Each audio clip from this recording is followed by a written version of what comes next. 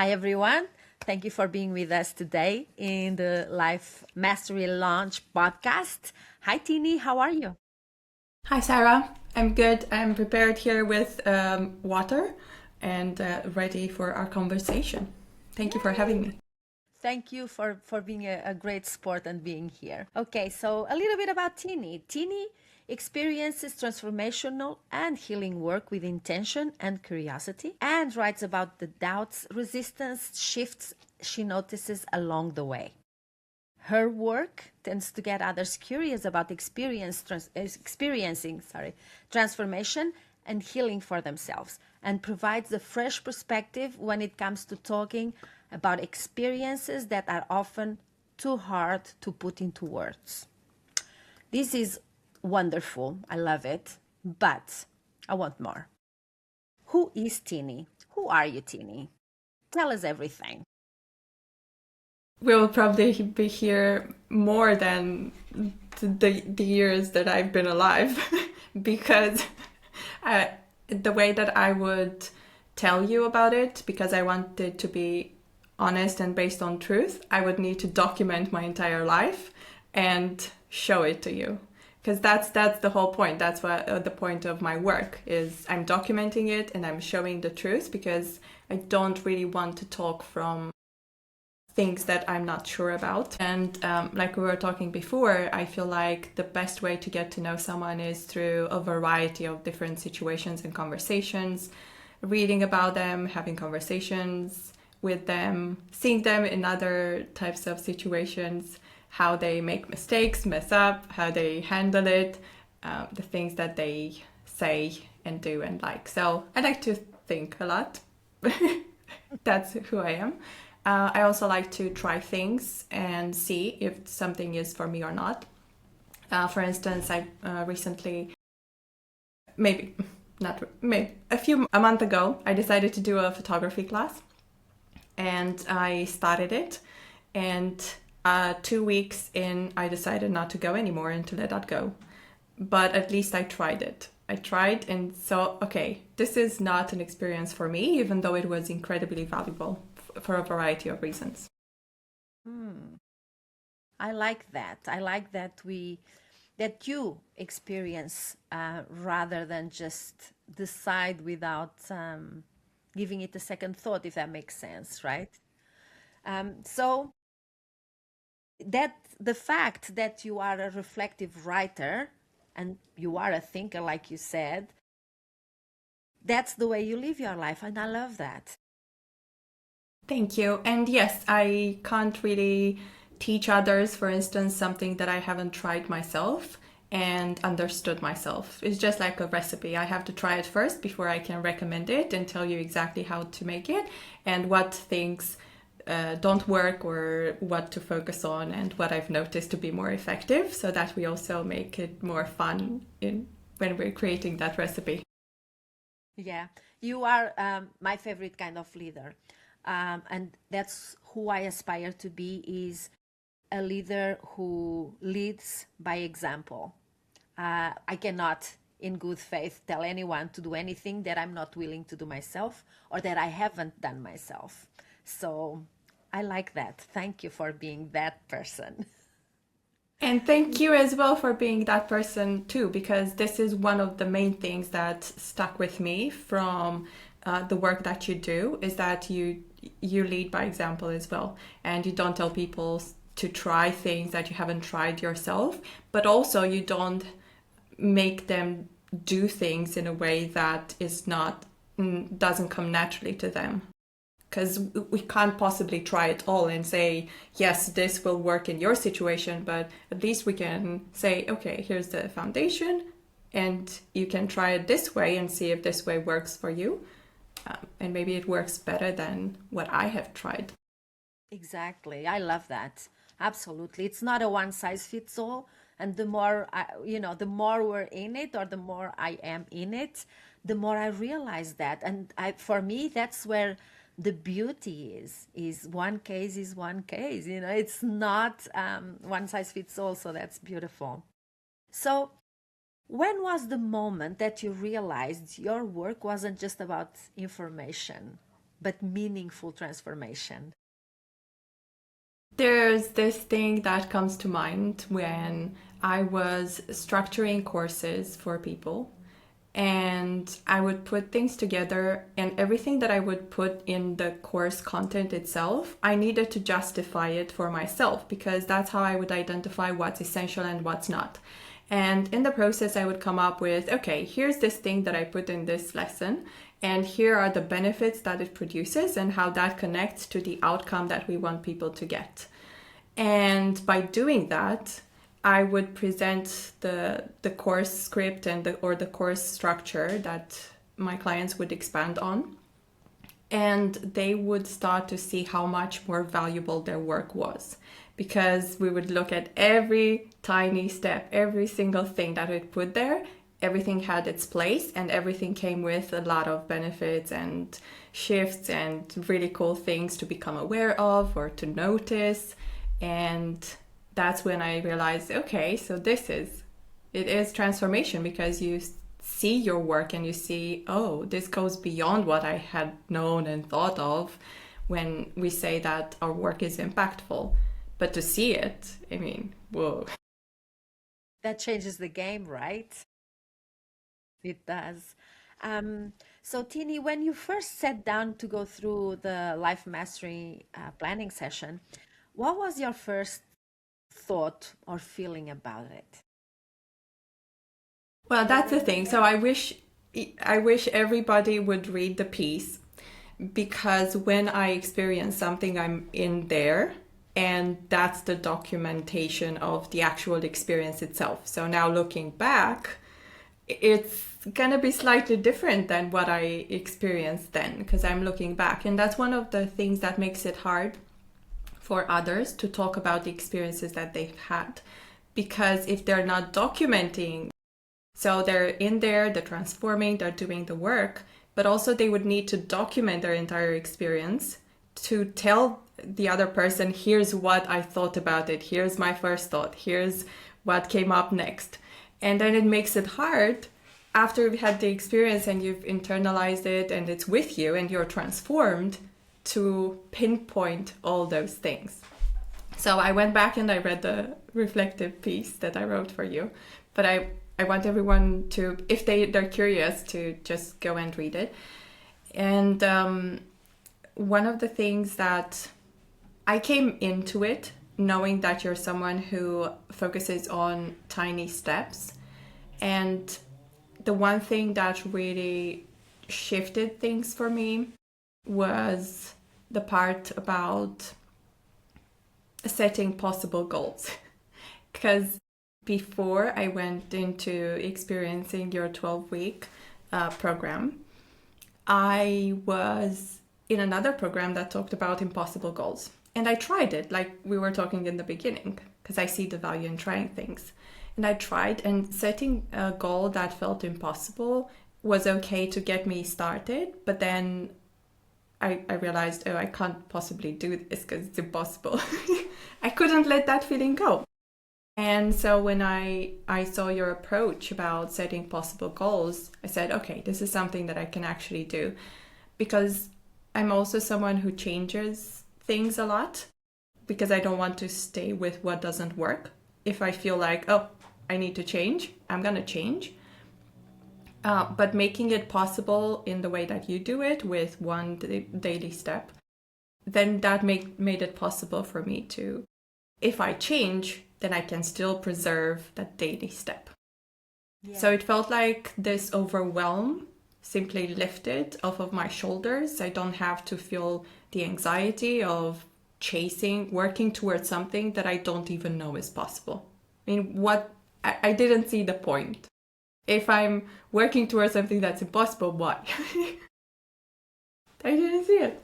So it took that overwhelm and pressure and anxiety off of my shoulders and created possibilities. Yeah, thank you for saying that. I absolutely loved. And so anyone that's listening to us and that is joining me, we're starting the 12-week planning method on the 1st of March.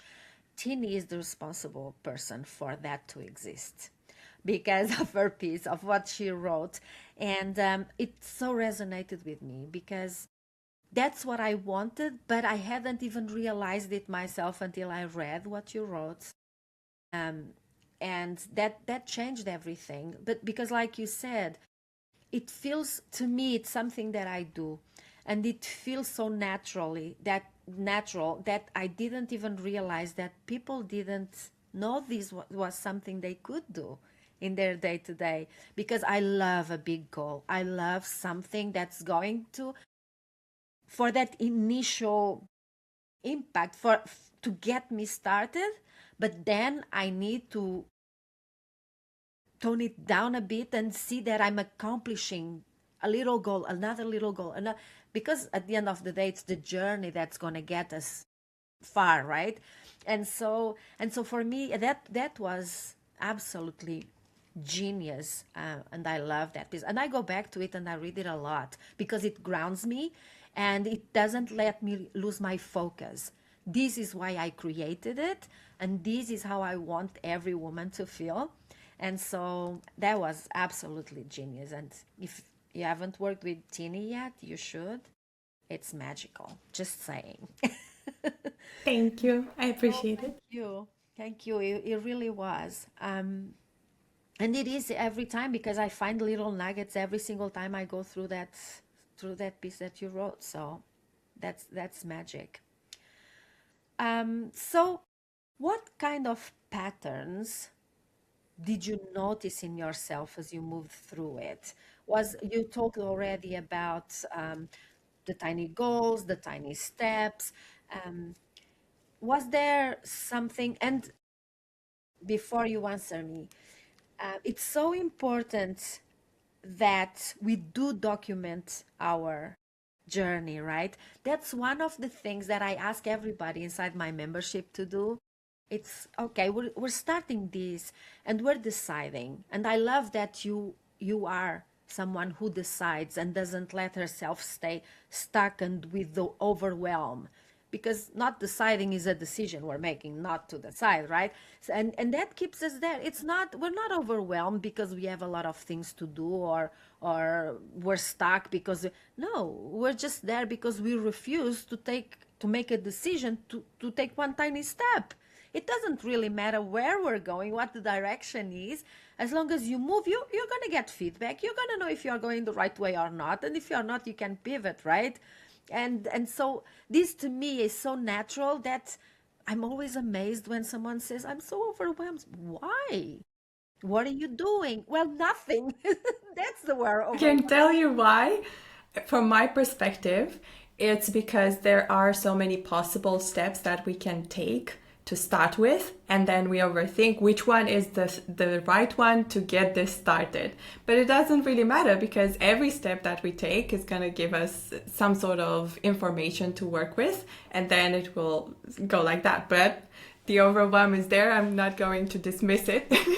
Yeah, exactly. No, I don't want to dismiss it. It's just that, okay, we don't really need to be in that space longer than we need to be. And when we realize, we can just make the decision to, move. It doesn't really matter in what direction. So, and I asked them to write a sentence about it. How are you feeling?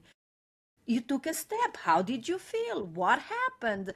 Because, and it's not for me, it's for them. And because most of them are building businesses and they aspire to work with other people. And I think this is excellent. It's like a roadmap, because they then know exactly how they felt when they were going through this, something that I didn't do because I didn't know better, right? And so I love that you talk about the documentation and how you really go into it, and how you feel, and how you document everything. So I love that. Just wanted to say that. Getting back to Thank our you. question, was there something that you noticed in yourself as you were going through the Yes. 12 weeks? Yes, lots of things. I do have notes, but I will just keep it to one thing and then the rest can be seen in the piece for anyone Yes. who decides to read it. But also, I wanted to say with that's the power of making that decision, like you said, because of the way that you walk people through your guidance, it took that overwhelm away, and I could decide and focus on one step.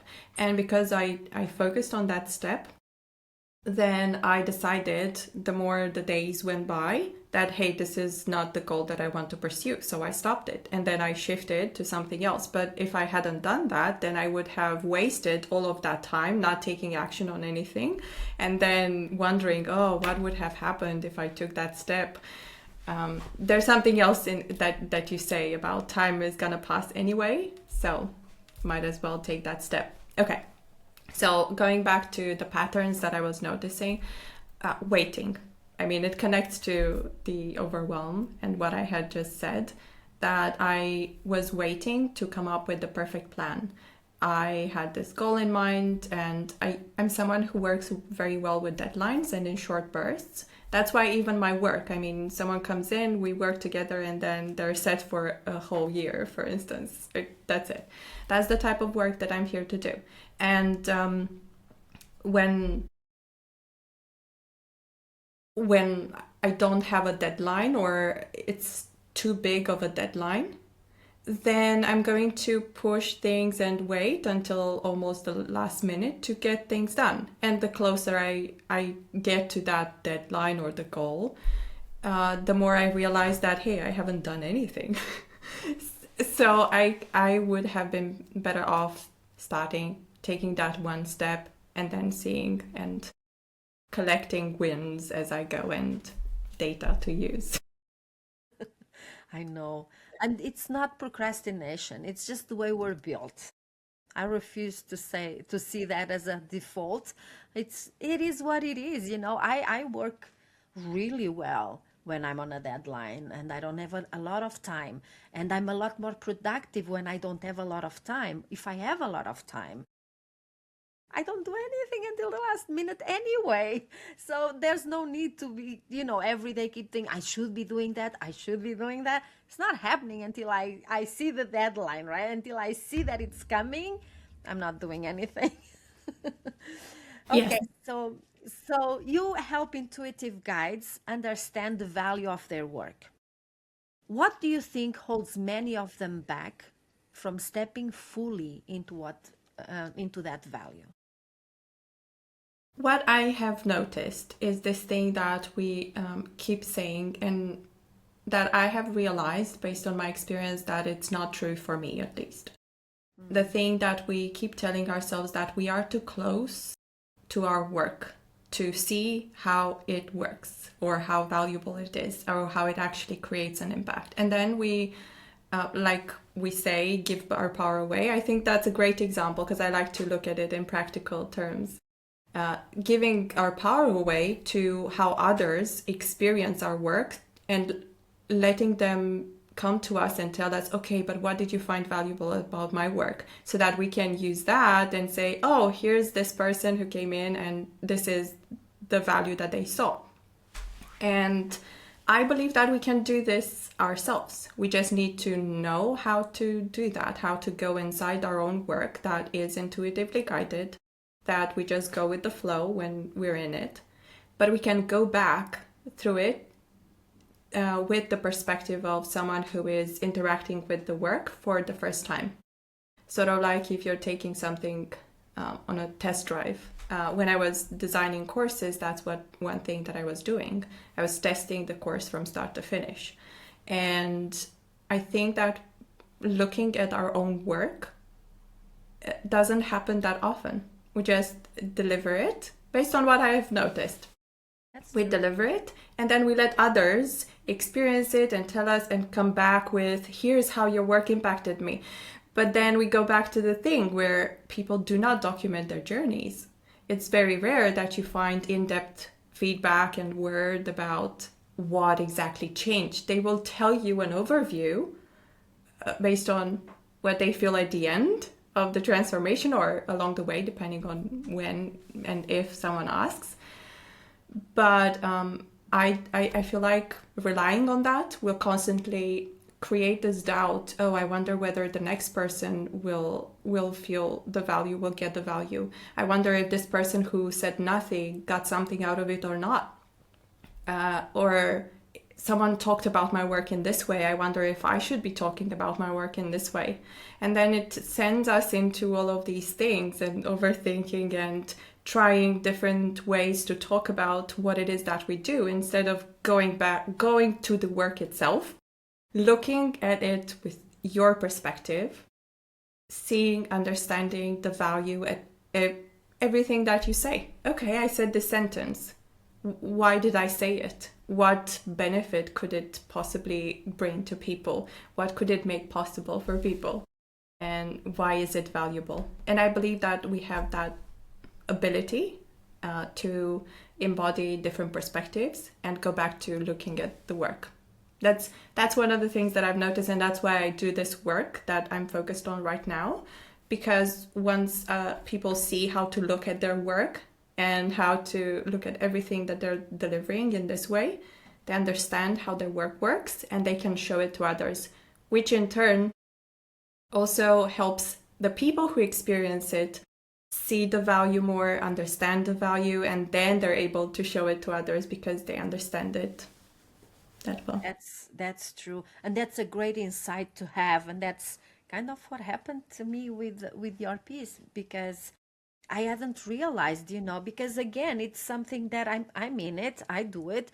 I don't necessarily think about it in a certain way. And then what I found as well is people that are going through it, they're not thinking about it, how they're experimenting it, if that's the word, experiencing it probably, but more how that's going to change them, because they want some sort of change, and so they're just focused on themselves, not really what they're doing, if you will. So that absolutely changes the game.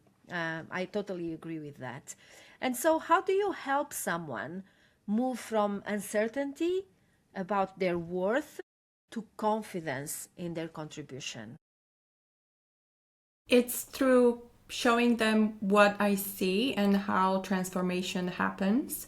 And I look at everything. So I look at the shifts, the wins, the breakthroughs that their work creates, but also the resistance and the confusion that comes up, and the doubts and the questions that people might have when they experience the work, because I feel everything is valuable. And once someone sees, oh, hey, I'm experiencing resistance right now, and instead of them dropping the whole course and dismissing a really cool methodology or system that might actually work for them, they can work with that resistance and transform even more through the work that they thought, oh, it's just going to help me. Like the photography class, I can go back to it because it's fresh in my mind. So I was expecting to become a photographer by the end of it. But I realized that, okay, this did not happen, but I did not let that prevent me from seeing the value that I had gotten. So a potential collaboration with someone who works in the learning and development space, which I have a background in. So that was super unexpected. Friends, photos, because people took photos of me, and and the workout, because it was 2 hours away.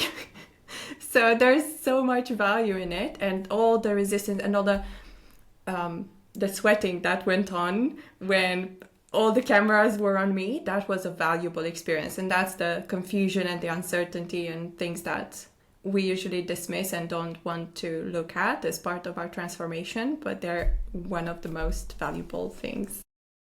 It's so funny you say that. I did a few certifications in life coaching, and because I wanted to be a life coach, I thought, oh my gosh, I'd love to do that. So I thought. And so I did one little certification, and I liked it. And I said, yeah, I'm going to do something real now, like, pay a lot of money for it and really get invested in it. And so I did. And it was amazing. From a personal point of view, I grew so much. I learned so much about myself. I learned what I didn't want, what I wanted. But from a perspective of being a professional, of being a life coach, I was so disappointed, because that did not teach me how to be a life coach. And I got out of there thinking, this is not what, but, and I spoke to some people, and some were very happy with it, some were disappointed, but nobody could really tell me, like you were saying, what the value they actually got from it, why they were disappointed. They were disappointed because they're not making $5,000 a week like they thought they were going to be. That was the biggest disappointment. But they didn't see the benefit of what they'd learned while they were there either, because we don't think about these things. And yeah, when I hear you talk, I get all these aha moments, because my brain does not work like yours. So mine is all over the place. I'm creating stuff while you're talking because that's just where I go. um, but I like when you say things, oh, yeah, that's what that was. I see that I felt that way or that I did that, but I wouldn't know how to put a name to it, if you will. So I'll always love having conversations with you because I guess, oh, I could be so smart. Thank you. I believe that we all come with unique skills and gifts, and that's really cool. And one thing that I would want to add to what you said is that I also believe that the work that I am focused on helps set a realistic expectations about the work that we are here to do, because that's one of the big ones, and one that you also touched upon when you were talking about the life coaching certification. Because if you're going to present a program like it's going to make you this amount of money and people don't get that, then yes, I understand that they're disappointed. But by looking at the actual work, okay, here's what is happening. Here's the actual experience, the truth. I mean, I read this in Gene Key's book, something like selling is just everyone sells their own version of truth. And I really like that because that's how I approach it. And the way that I can see that truth is by looking at the work. Otherwise, people can say that they use my work to do this crazy thing, I don't know, or to make money or everything. But if I can't see it and I can't trace it with how my work worked and helped with that, I'm not going to talk about it. Yeah, absolutely. I love that. I love that we got really down to the nitty gritty, all the little things that we don't think and I'm going on a limb here, but I'm thinking that most of the creators, course creators, what you have, product creators, they don't know what they don't know, and so they don't know that this is so important to have this feedback from someone that is actually experiencing it and you know documenting it, because at the end, and it might not be all good, and there might be things that I'm thinking I'm going to change that because of the way you experienced it, right? And that's not the outcome that I wanted, for example, and we can tweak it, and it's so valuable. I absolutely love that, and I can never I'm always talking about you because everybody should have this insight into what they create. I create a lot of things. My mind is going all the time.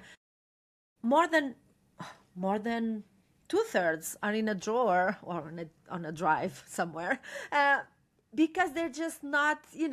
I just created it because I decided to create a course in 24 hours. Let me see if I can do it, right?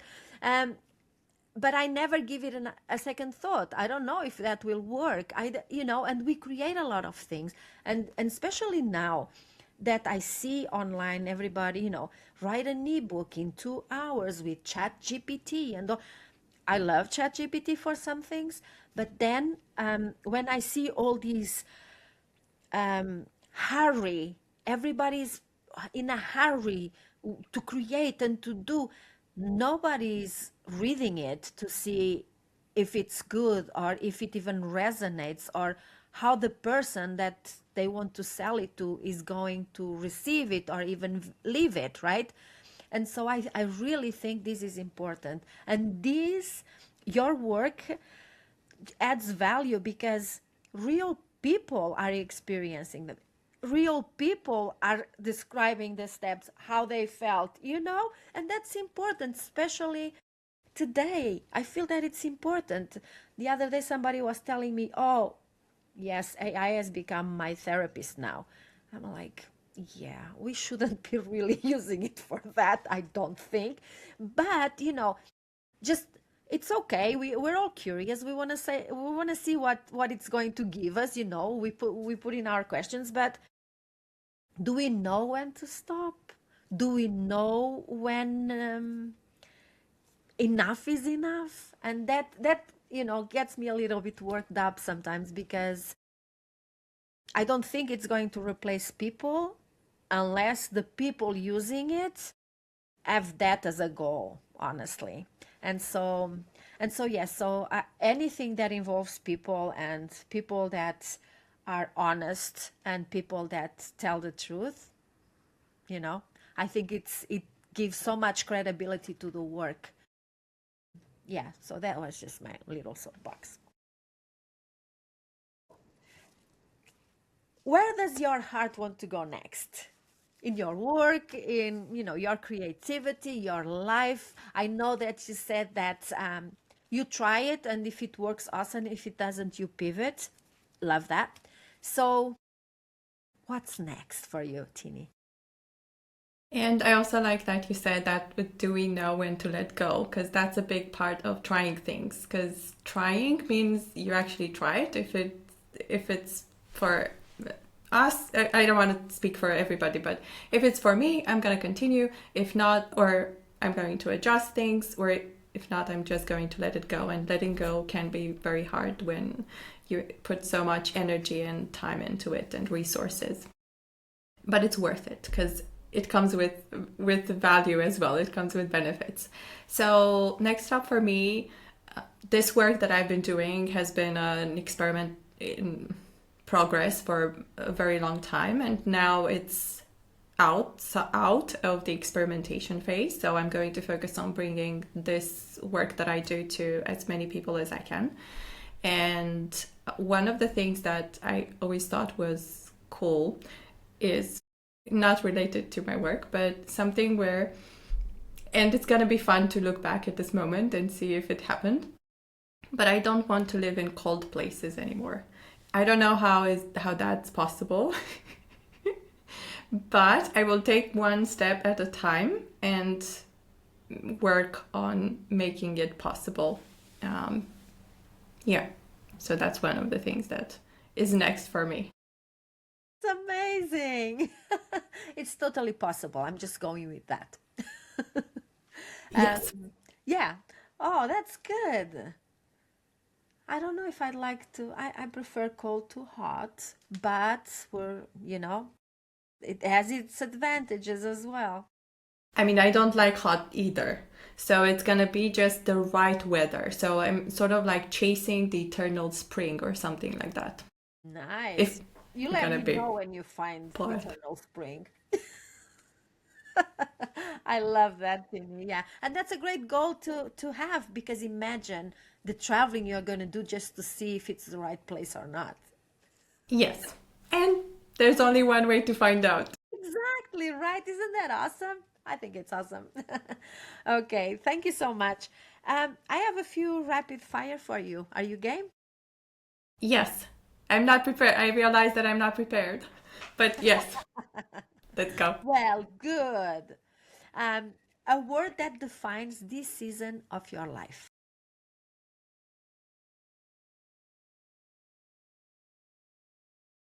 I want to say freedom, but it's more like truth. Let's go with truth. Because I have some, I don't know if I can do in between brackets because it's rapid fire, Okay. but I do have some strong opinions about things, but I rarely talk about them because I also see the other side of things. So I don't want to just say, "Oh, this is my way," or because I see everything as working. But sometimes I have to have my preferences based on what I have noticed. So truth. That's good. A book or quote that's shaped you. A quote that comes to mind is from the Lord of the Rings, my favorite movie trilogy. I haven't read the books, but it's what Gandalf says when he says, "All we have to do is decide what to do with the time that is given to us." And I really love that. It's good. It really is good. Um, Something simple that makes you feel grounded. Walking. And what does self-care look like for you right now?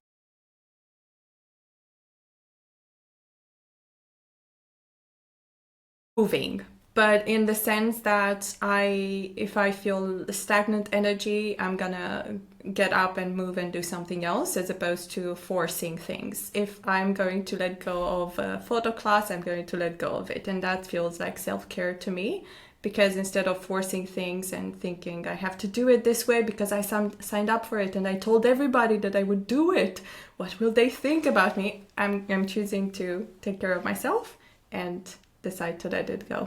I love that. Okay, I have to ask. I wasn't supposed to ask you anything because we've done our rapid fire, but I have to ask. Is this have you always been that way, or is it something that you find that the longer you live, the more comfortable you are doing that? I haven't done this. I have recently started to do this more and more. And I don't know if this is the case for everybody. I do this thing of South Node and North Node in astrology comes to mind because it's very interesting that mine is moving from pleasing people to doing what I feel like doing. And I feel like my life follows this very accurately. Where for the first part of my life, I followed other people and I thought that what they said was better for me. But now I mean, a few years ago, I started to slowly discern, okay, this is what this person said. Do I really want to go with that? Do I not? I'm going to try this and see for myself. Or I'm not going to try because I don't try everything that people say. I mean, trying, even that requires a decision what you try and what you don't try. Tini, thank you so much for being with us today. I absolutely love talking with you always, and so thank you for being open with us and for coming and telling us your truth. Thank you so much. This was so enjoyable and it flowed so well, and that's how I know that, yeah, it was the right time, the right host, the right circumstances and everything, and the right audience. Thank you so much. Just one little thing before we go. How can people get in touch with you? At the moment, I'm more active on Facebook. They can find me on my Facebook page, and I'm sure they'll get the details, yes, because I'm not gonna spell my name. Yeah, I'll put everything in the show notes, no worries, but just where you have a preference right now. Thank you. I mean, I could spell my name, just so I know how to spell at least. Oh, you're Overthinking. you are awesome. Thank you so much. Thank you so Thank you.